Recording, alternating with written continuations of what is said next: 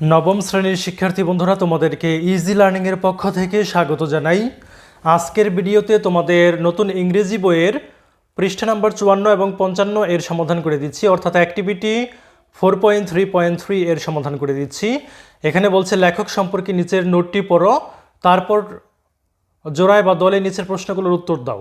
এখানে আমরা এই লেখক সম্পর্কে লেখাটুকু বাংলা অনুবাদ সহকারে পড়ব, তারপরে এই টেক্সট এটি অনুবাদ সহকারে পড়ব, তারপরে শেষে আমরা এই প্রশ্নগুলোর উত্তর দিব আজকের এই ভিডিওতে। তো চলো শুরু করা যাক।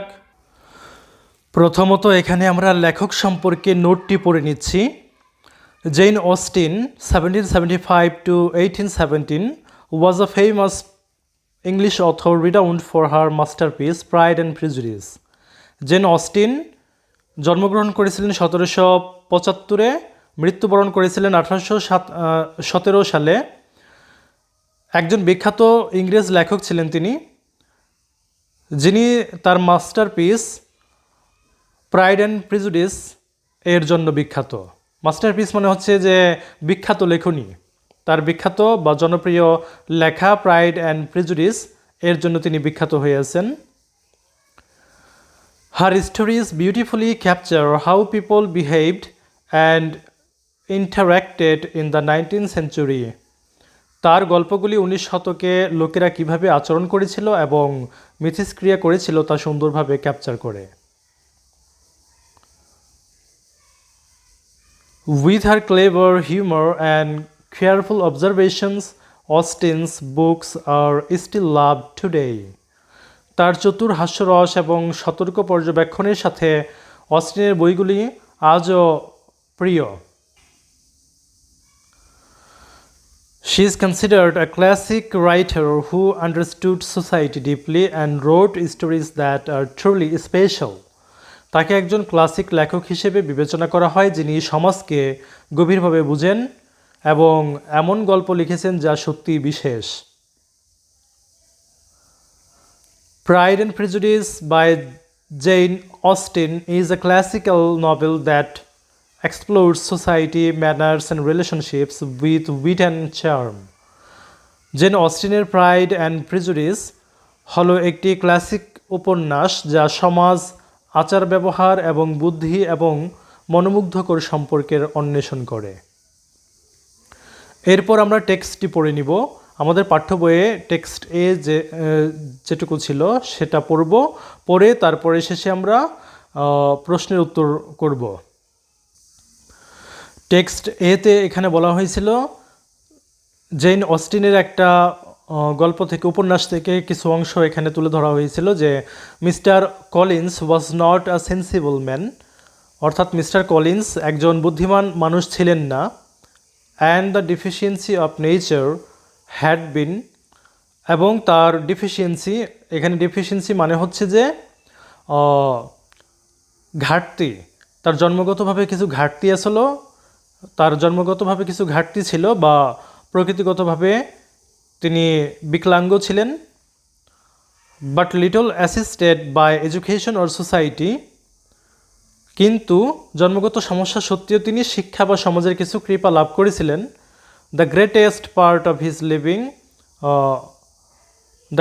part of his life having been sent under the guidance of an illiterate and miserly father, and though he belongs to one of the universities, he had merely kept the necessary terms without forming at it any useful acquaintance.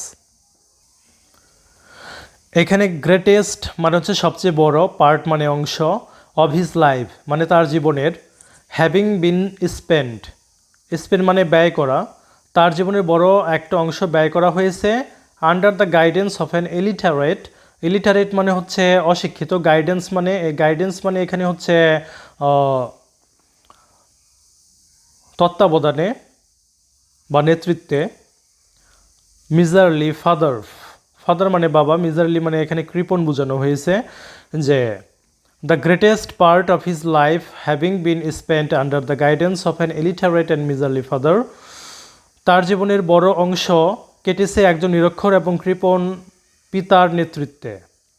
And though he belongs two, দো মানে যদিও, belongs to মানে হচ্ছে অন্তর্ভুক্ত, one of the মানে হচ্ছে অনেকের মধ্যে একটি বা অন্যতম বোঝায়, ইউনিভার্সিটিস মানে হচ্ছে বিশ্ববিদ্যালয়, হি হ্যাড মেয়ারলি কেপ্ট, মেয়ারলি মানে নিছক, kept the necessary terms, necessary মানে প্রয়োজনীয়, টার্মস মানে শর্তাবলী, উইদাউট মানে ছাড়া, ফর্মিং মানে হচ্ছে গঠিত, ফর্ম মানে গঠন করা, ইউজফুল মানে হচ্ছে উপকারী, অ্যাকোয়াইন্টেন্স মানে পরিচিতি।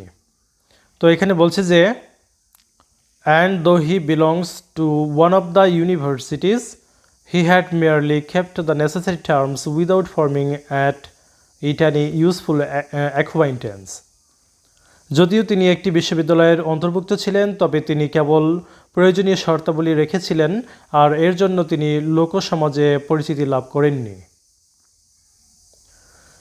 দ্য সাবজেকশন, সাবজেকশন মানে হচ্ছে অধীনস্থ বা বশ্যতা। The subjection in which his father had brought him up had given him originally great humility of manner. তার বাবা তাকে যে বশ্যতা দিয়ে লালন পালন করেছিলেন তা তাকে প্রকৃতপক্ষে অত্যন্ত নম্রতা দিয়েছিল। এখানে গ্রেট হিউমিলিটি, হিউমিলিটি মানে হচ্ছে অত্যন্ত নম্রতা। But it was not a good deal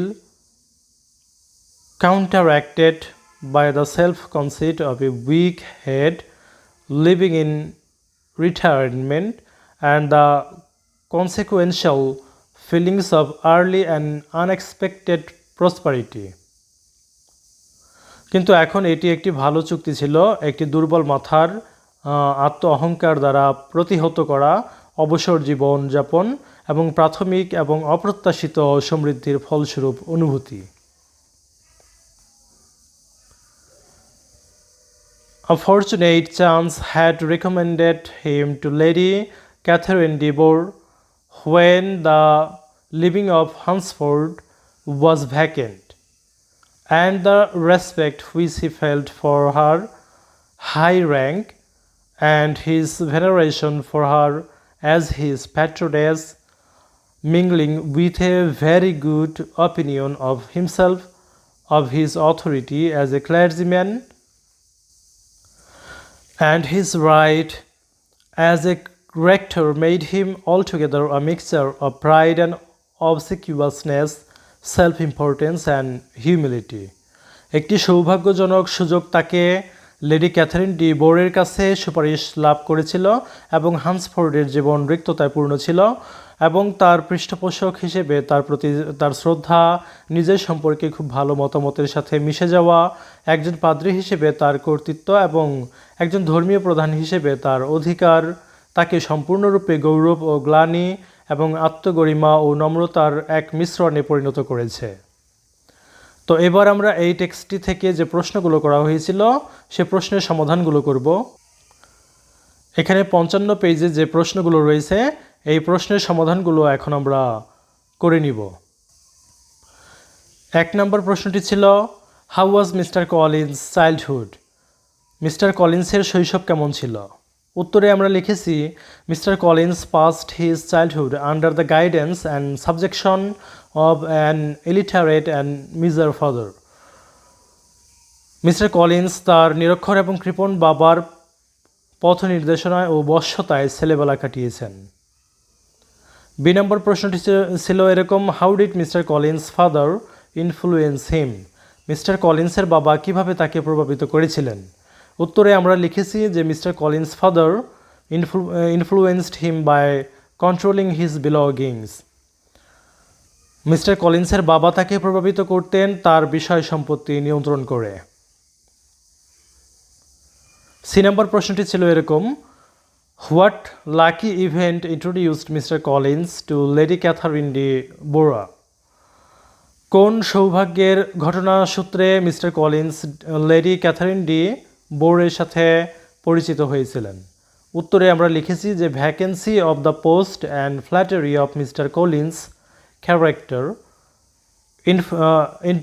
introduced Mr. Collins to Lady Catherine de Bourgh. পদশূন্যতা ও মিস্টার কলিন্সের চরিত্রের চাটুকারিতা মিস্টার কলিন্সকে লেডি ক্যাথারিন ডি বোর এর সাথে পরিচয় করিয়েছে। এরপর ডি নম্বর প্রশ্নটি ছিল এরকম যে what does a mix of pride and humbleness, self importance and obedience tell us about mister Collins.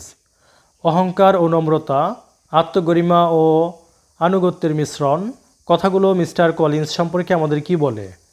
উত্তরে আমরা লিখেছি যে a mix of pride and humbleness tells us that, গর্ব ও নম্রতার মিশ্রণ আমাদের বলে যে mister Collins feels proud of his social position as he studied in a university, but he shows extra respect to his superiors. Mister Collins তার সামাজিক অবস্থান নিয়ে গর্বিত কারণ তিনি বিশ্ববিদ্যালয়ে পড়াশোনা করেছেন, কিন্তু তার চাইতেও উৎকৃষ্টের প্রতি অতিরিক্ত সম্মান প্রদর্শন করেন তিনি। এরপর আরও একটু অংশ রয়েছে এই উত্তরের যে his self importance and obedience tell us that he has a high conception about himself and he acts very dutiful before the persons who hold better position than him. তার স্বগুরুত্ব ও আনুগত্য আমাদের বলে যে তার নিজের প্রতি নিজের উচ্চ ধারণা রয়েছে এবং তার চাইতে ভালো অবস্থানের কারো সে খুব বেশি দায়িত্ববান হওয়ার ভান করে।